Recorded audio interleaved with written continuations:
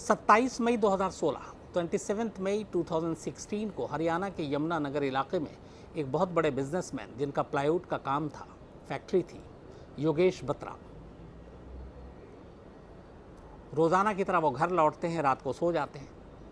सुबह उनकी पत्नी प्रियंका उठती हैं, देखती हैं कि उनके पति जो वक्त हो चुका था उठने का उठते नहीं है। वो उनको हिलाती दुलाती हैं, आवाज़ देती हैं, लेकिन वो आंख नहीं खोलते। वो घबराती हैं, चीखती चिल्लाती हैं। फिर प्रियंका के फादर जो हैं वो डॉक्टर थे, फिर उनको बताती हैं। उसके बाद ये होता है कि योगेश बत्रा की मौत हो गई। और मौत कैसे हुई? प्रियंका के फादर, प्रियंका कहती है कि ये सो रहे थे, अचानक हुआ। तो सिम्टम ऐसे ही था कि ये एक साइलेंट हार्ट अटैक था, दिल का दौरा पड़ा था बहुत ही खामोशी के साथ। और प्रियंका के फादर भी यही बात कहते हैं। चूँकि एक डॉक्टर थे, शक की कोई गुंजाइश नहीं। इसके बाद प्रियंका योगेश के घर वालों को खबर करते हैं। योगेश के माँ बाप, बाकी रिश्तेदार आते हैं। अचानक मौत हुई थी, पूरा परिवार सोगवार था। खैर, इसके बाद और चूँकि कोई शक की गुंजाइश थी नहीं। परिवार में एक डॉक्टर, और वो खुद कह रहा है कि ये एक हार्ट अटैक है। तो इस वजह से सारे रिश्तेदारों के इकट्ठा होने के बाद 28 मई 2016 को योगेश का अंतिम संस्कार कर दिया जाता है, पूरे परिवार की मौजूदगी में, तमाम रस्मों रिवाज के साथ। न कोई पुलिस कंप्लेंट, न फिर अस्पताल जाना, न पोस्टमार्टम, कुछ नहीं। बस घर में मौत हुई, घर वालों को बताया गया और किसी को भी कोई इसमें शक की गुंजाइश नज़र नहीं आई। और इसके बाद अंतिम संस्कार कर दिया गया। धीरे धीरे योगेश की मौत का सदमा कम होने लगा, परिवार भूलने लगा। करीब महीना भर गुजर गया था। ये मई की बात है, 27 मई की। जून का महीना आ गया। अब चूंकि योगेश की मौत हो चुकी थी, प्रियंका विधवा हो गई थी। योगेश के माँ बाप को बड़ी फिक्र थी प्रियंका की, अपनी बहू की, क्योंकि 18 साल से वो उनकी बहू थी। 18 साल पहले शादी हुई थी प्रियंका और योगेश की। तो वो अक्सर प्रियंका के लिए बड़े चिंतित रहते, घर आना जाना रहता, उसकी खैरियत देखते जानते।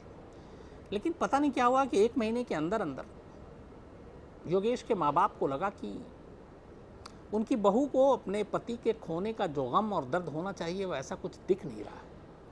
उसकी रोज़मर्रा की रूटीन, बाकी की चीज़ें सब वैसे ही है।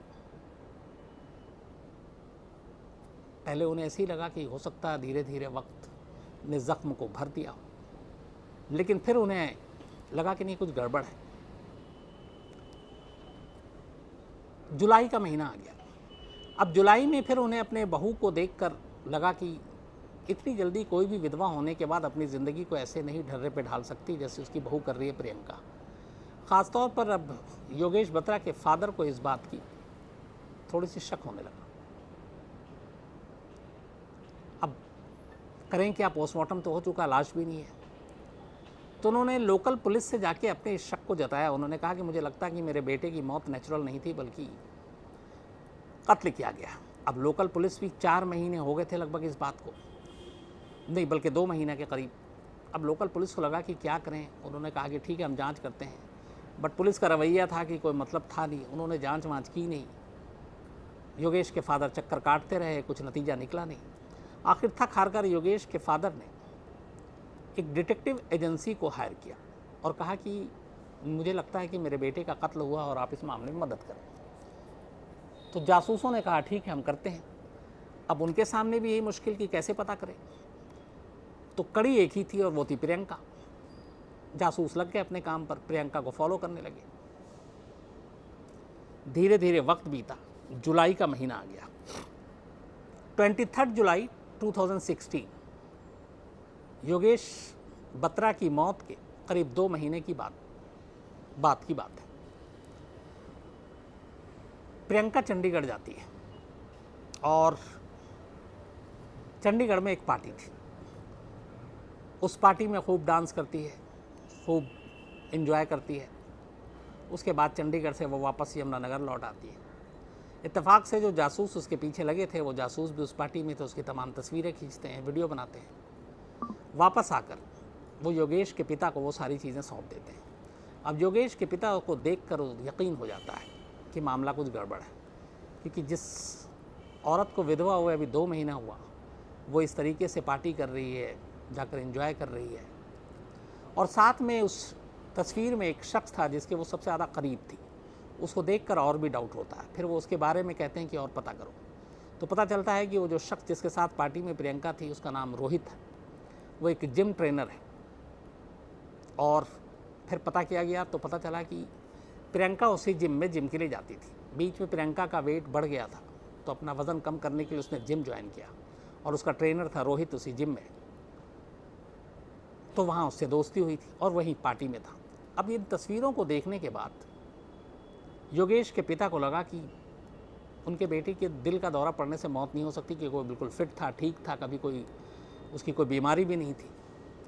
लेकिन पुलिस ने कोई काम किया नहीं। फिर वो हरियाणा के DGP, director general of police से मिलने का फैसला करते हैं और वो डीजीपी के पास जाते हैं और ये सारे सबूत जो तस्वीरें हैं अपनी बहू की सब कुछ देते हैं और बताते हैं कि मुझे डाउट है, मैं एक बुज़ुर्ग आदमी, कि मेरे बेटे का कत्ल हुआ, पुलिस मदद नहीं कर रही, अगर आप ईमानदारी से जांच करवाएंगे तो सच सामने आएगा। डीजीपी साहब ने हरियाणा के उनकी इस फरियाद को बड़ी गंभीरता से लिया। उन्होंने सारे सबूत देखे और इसके बाद करनाल के एसएसपी को कहा कि आप इसके लिए एक खास टीम बनाइए, एक एसआईटी बनाइए, स्पेशल इन्वेस्टिगेटिव टीम, और उनको ये जांच की जिम्मेदारी दीजिए और पता कीजिए कि सच्चाई क्या है। अब डीजीपी का ऑर्डर एसएसपी भी मना नहीं कर सकता, पुलिस को भी अब काम करना ही है। ये हमारे देश का सिस्टम है, जब ऊपर से ऑर्डर आता तो हम लोग जल्दी काम करते हैं।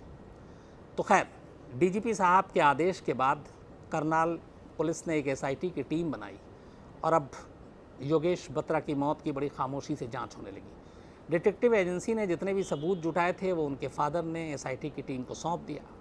अब उन्होंने ये सारी चीज़ें ली।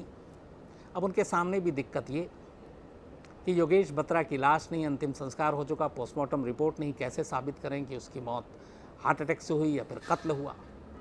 अब उनको सर्कमस्टेंशियल एविडेंस पर ही डिपेंडेंट होना था।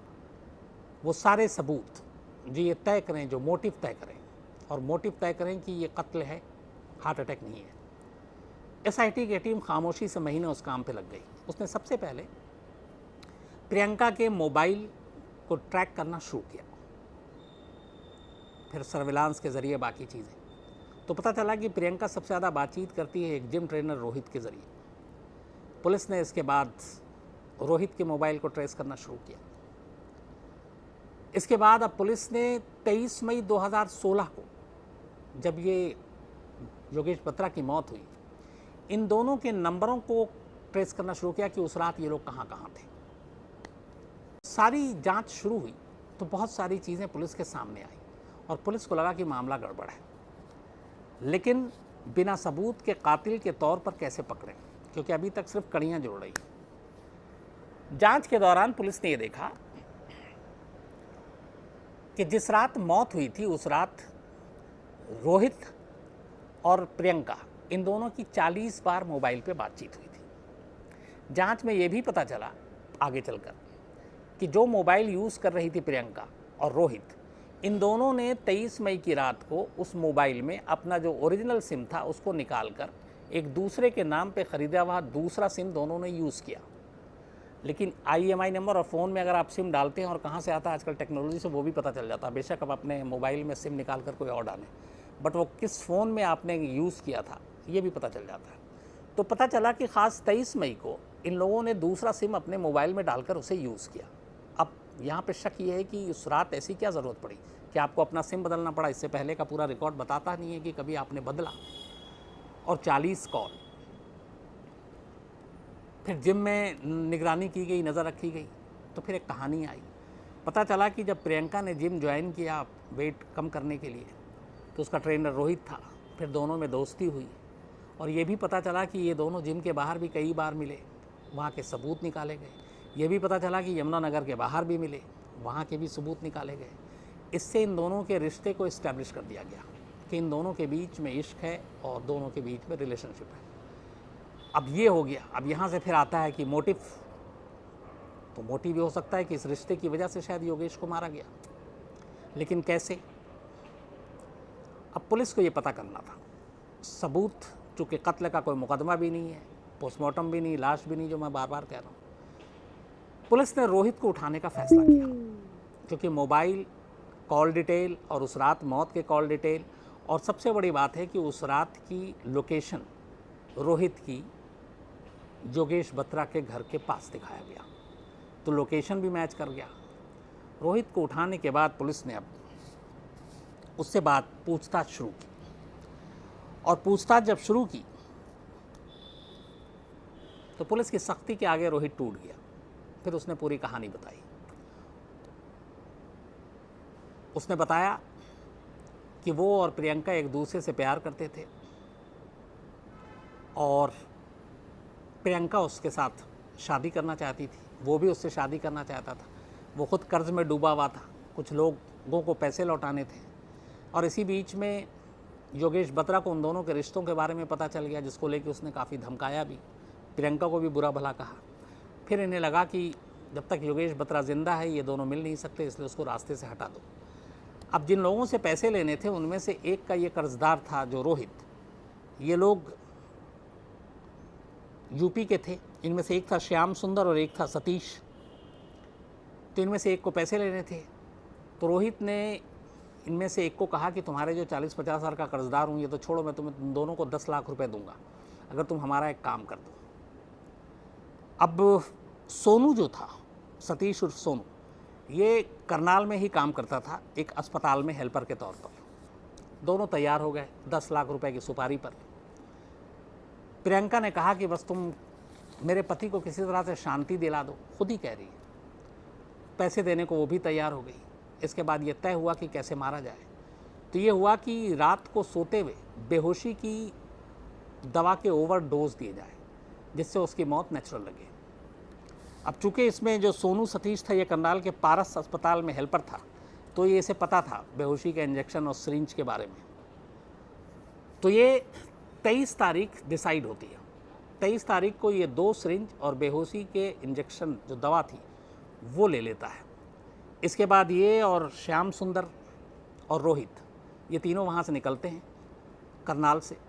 जब ये यमुनानगर के बॉर्डर पे पहुँचते हैं रेलवे फाटक के पास, तो खुद प्रियंका उनके पास आती है अपने घर से निकलकर। इनोवा गाड़ी में थे ये, प्रियंका उनके साथ गाड़ी में बैठती है, यमुनानगर अपने घर आती है। घर आने के बाद इन लोगों को बाहर छोड़ देती है, वो खुद घर में जाती है, पीछे का दरवाज़ा खोलती है और कहती है जब मैं इशारा करूँगी तब अंदर आना। उसके बाद जैसे ही योगेश बत्रा सो जाता है, प्रियंका पीछे का दरवाज़ा खोलती है। ये तीनों बाहर इंतज़ार कर रहे थे, तीनों घर के अंदर दाखिल होते हैं, कमरे में जाते हैं, देखते हैं योगेश बत्रा सो रहा है। अब रोहित और एक और जो श्याम सुंदर है वो पकड़ लेता है, और सोनू जो है वो उसको बेहोशी का इंजेक्शन देने की कोशिश करता है, लेकिन नींद से उठ जाता है योगेश बत्रा और वो अपने आप को बचाने की कोशिश करता है। इस झपटा झपटी में एक सिरिंज टूट जाता है। अब दूसरे सिरिंज में भरा गया इंजेक्शन, लेकिन फिर झपटा झपटी में वो भी टूट गया। तो अब ये था कि इंजेक्शन दे के मार नहीं सकते थे, क्योंकि सिरिंज टूट चुका है, अब लाने का मौका नहीं है। तो बेहोशी की दवा की प्लानिंग जो है वो फेल हो गई। अब क्या करें? तब तक रोहित और बाकी लोगों ने देखा कि अब तो मामला बिगड़ गया है। उन्होंने तकिया मुंह पे रखा रोहित के, योगेश बत्रा के, और तब तक दाबे रखा उसका मुंह और नाक, जब तक उसकी सांसें टूट नहीं गई। थोड़ी देर के बाद उन लोगों ने देखा, प्रियंका ने देखा कि अब मौत हो चुकी है। वो तीनों वापस बाहर जाते हैं, गाड़ी में बैठते हैं, चले जाते हैं। प्रियंका वापस आती है घर में, रात भर कमरे में टहलती है। सुबह जब उसके उठने का वक्त था, उस वक्त का इंतज़ार करती है। जैसे ही उसके बाद वो वक्त आता है, वो शोर मचाती है, फिर सबको फ़ोन करती है, रिश्तेदारों को, और कहती है कि देखो दिल का दौरा पड़ने से मौत हो गई। किसी को शक होता नहीं। प्रियंका के फादर को भी इस बारे में जानकारी नहीं थी कि उनकी बेटी ने ही कत्ल किया है। चूँकि लेकिन वो डॉक्टर थे, तो वो बताती है कि ऐसे उनको कुछ बेचैनी सी हुई थी रात को, और ये तो उन्हें भी लगा कि हाँ ये सारे सिम्टम जो हैं उसने सारा स्टडी कर रखा था कि दिल का दौरा पड़ने के ही है, तो शायद वही हुआ। तो उन्होंने साजिश के तहत नहीं, बल्कि एक डॉक्टर होने के नाते आम तौर पे जो एक परसेप्शन है कि किस तरीके से दिल का दौरा पड़ता है क्या, वो उन्होंने कहा था। तो उनकी बात को सुनकर योगेश बत्रा के माँ बाप को भी कोई शक नहीं हुआ, और इसीलिए उन लोगों ने उस वक्त कोई सवाल नहीं उठाए, और इसीलिए पोस्टमार्टम भी नहीं हुआ और अंतिम संस्कार हो गया।